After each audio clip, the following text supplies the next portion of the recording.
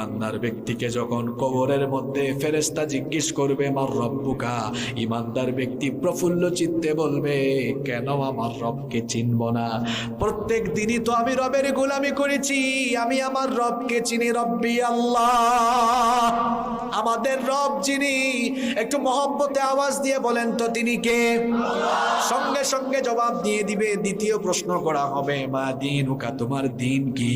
বলবে দিন আমি কেন চিনব না? এই দিনের জন্য তো রক্ত দিয়েছি, এই দিনের জন্য জানমালের কুরবানি দিয়েছি, সারা জীবন এই দিন প্রতিষ্ঠার কাজ করেছি, দিন কায়েমের আন্দোলন করেছি, কেন চিনব না, কেন জানব না? দিনই আল ইসলাম, আমার দিন হচ্ছে ইসলাম। 3 নম্বর প্রশ্ন করা হবে তোমার নবীর পরিচয় দাও, তখন বলবে কেন আমার নবীকে চিনব না?